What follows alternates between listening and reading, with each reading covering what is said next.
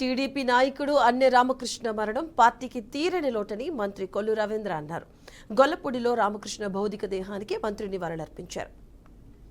TDP management విభాగంలో ఆయన అందించిన సేవలను గుర్తు చేశారు.